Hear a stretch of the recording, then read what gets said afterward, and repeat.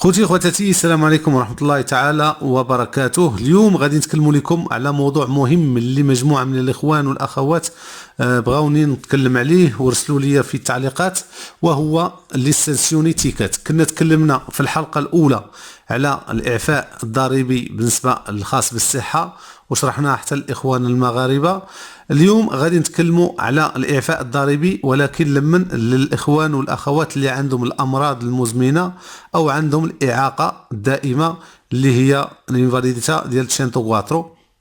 هاد الإخوان والأخوات غادي نحط لهم الموقع من الرابط الرسمي لموقع وزارة الصحة.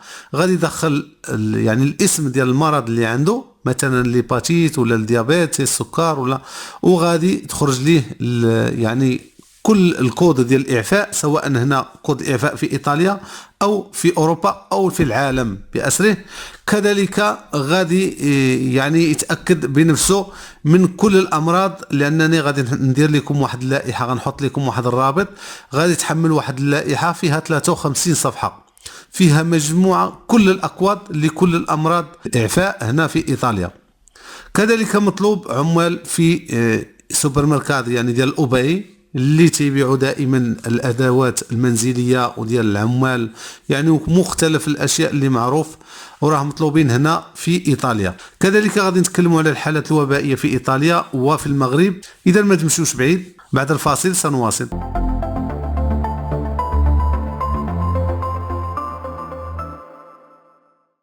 إذا قبل ما نبداو بالحالات، عندنا لكم واحد الخبر بأن حاليا راهم خدامين باغين يعني يغيروا إيطاليا إلى منطقة حمراء. تيقولوا يعني لحد الساعة ما كاينش شي خبر رسمي، راه تيوجدوا في واحد التيبيتشيام. أنا حبيت نعطي هذه المعلومة. تيقولوا بأن ممكن يبدأ ابتداء من نهار 19 إلى حدود نهار 1 في الشهر. كاين اللي تيتكلم تيقولوا ابتداء من نهار 24 في شهر 12 الى حدود نهار يعني 1. وكاين الثالث يعني الاحتمال الثالث من 24 في شهر 12 الى نهار 7 في شهر 1، ان ايطاليا كلها غادي يديروها منطقه حمراء. علاش؟ لان باش ما يزيدش هادشي في الاحتفالات.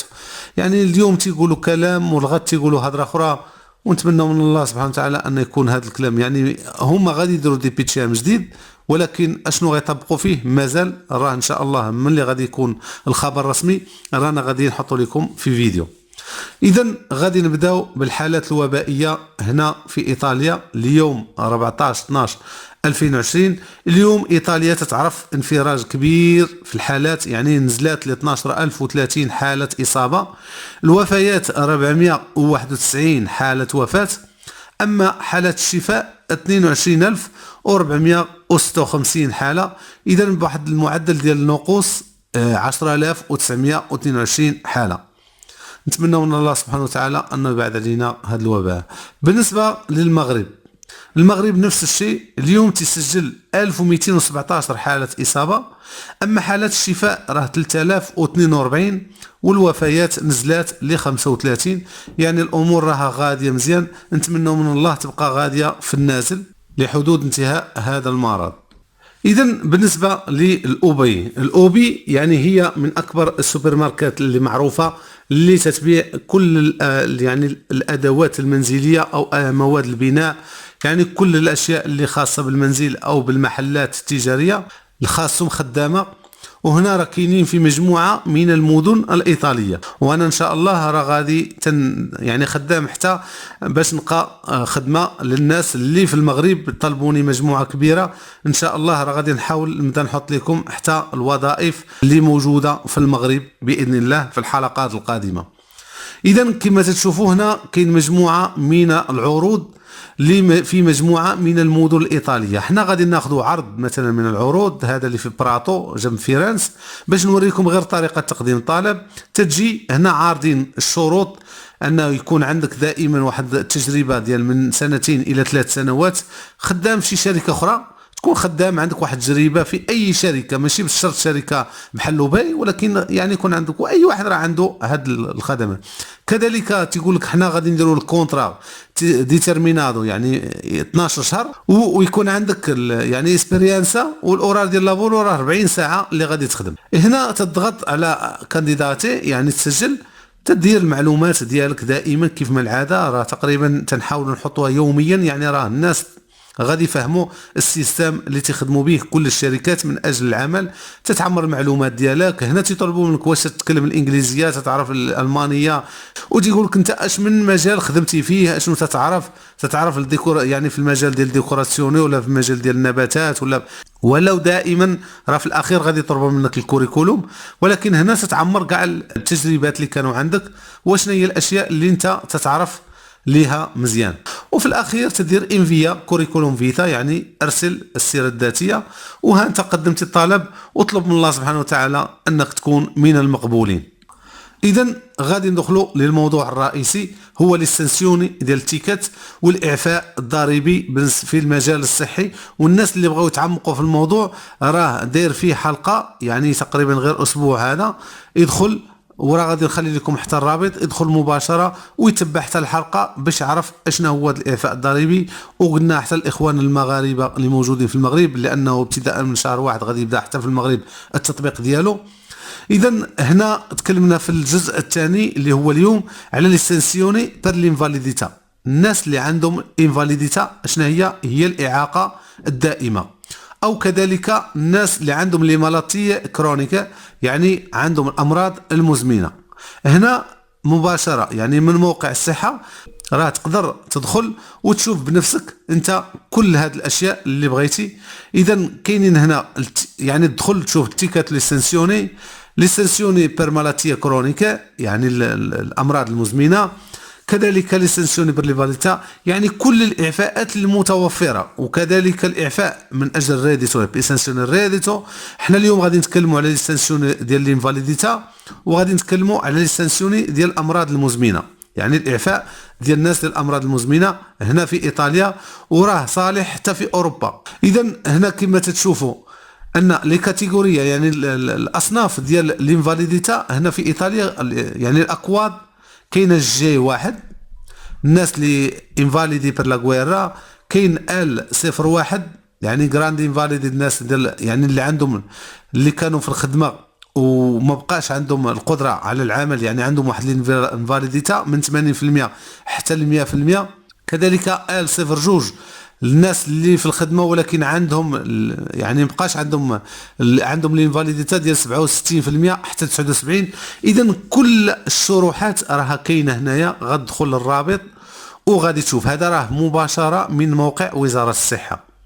كذلك غادي نخلي لكم اللائحه اللي فيها الاكواد كلها، هذه راه فيها غير الناس اللي عندهم الانفاليديتا، يعني غير الناس اللي عندهم الاعاقه.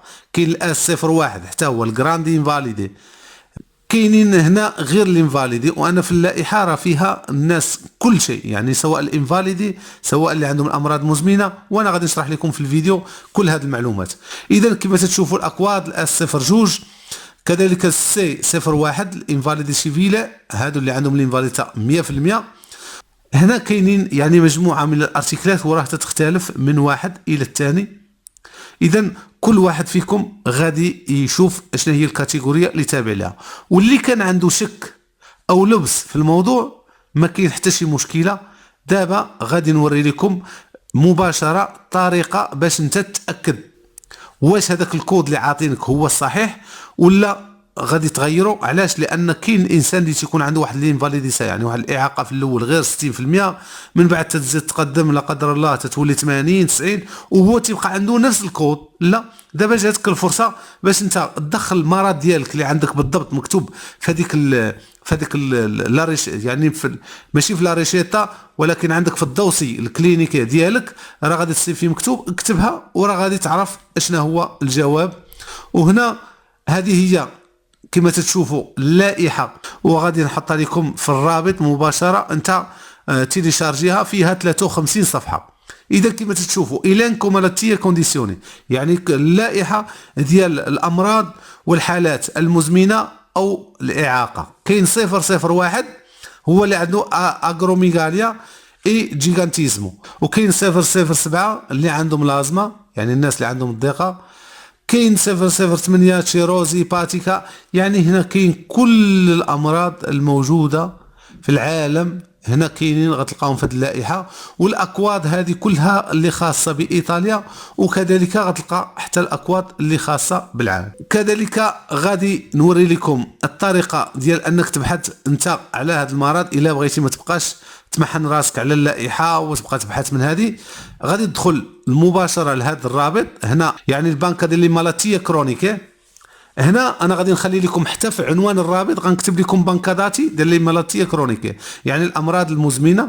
هنا كما تشوفوا انت يا اما تدخل الاسم، او الا كان عندك الكود تدخل هذاك الكود وتعطيك شكون هما الامراض. اذا هنا انا مثلا دخلت ايبا، راه غير تكتب 3 الحروف تطلع لك هو المرض. ايباتيت مثلا، هنا ايباتيت كرونيكا اتيفا، يعني هذا المرض الكبد المزمن. هنا تيخرج لك الكود، هو كاينين اكواد ديال الناس اللي عندهم مرض الكبد. هنا كما تشوفوا راه الخانه الاولى فيها الكود، وراه كما تشوفوا هنا فيه كود ولو فيه 016 070 32. يعني بالنسبه هذه اللي ضغطنا عليها بالنسبه لايطاليا راه غير 3 الحروف الارقام الاولى، يعني 016 هو الكود ديال ليسانسيوني هنا ديال الناس ديال ليباتيت. وهنا راه كاينين انواع، راه ما كاينش ايباتيت واحده، راه كاينين انواع كثيره ديال الامراض ديال ليباتيت مرض الكبد. هنا ليباتيت كرونيكا سانسا مينسيوني، يعني كاينين انواع كثيره، وانت تتحط هذاك المرض ديالك تاخذ الكود ديالو هو 016 وتاكد واش هو هذاك الكود اللي عندك ولا لا. هنا مثلا درنا ديابيت، يعني درت ديابيت، هنا الناس اللي عندهم مرض السكر كاين فيهم 2 الانواع حتى هو. اذا انت تضغط تجي تشوف مثلا ديابيت عندهم الناس 012 في الكود، وكاين ديابيت اخرى كاين الناس مرض السكر يعني نوع ثاني، والارقام الاخرى اللي تشوفوا من بعد 012 هي 253. يعني لما تاخذ الرقم كامل راه رقم دولي، يعني الكود شي هنا دولي انترناسيونال اللي غادي يتعرفوا لك به على المرض ديالك. جينا هنا مثلا دخلت حتى مثلا ازمه، الازمه هي مرض تنفسي يعني مرض الضيقه. هنا تكتب ازمه تعطيك هو تدير الشركه وتعطيك الكود ديال الاستنسيوني هو 007 في ايطاليا، اما في العالم 007 493. يعني هذا في اي دوله مشيتي في اوروبا ولا في العالم راه بهذا الكود تعرفوا المرض ديالك، وبخلال ولو ان تاخذ انت الكارتيلا ديالك يعني هذاك الملف ديالك بالايطاليه راه تعرفوه غير من خلال الكود اللي انت عندك. وفي الاخير تنطلبوا من الاخوان والاخوات انهم يشتركوا في القناه ويفعلوا الجرس ويبارطاجيو الفيديو مع الاخوان والاخوات ديالهم. وإلا عجبك الفيديو اضغط لايك، والسلام عليكم ورحمه الله تعالى وبركاته.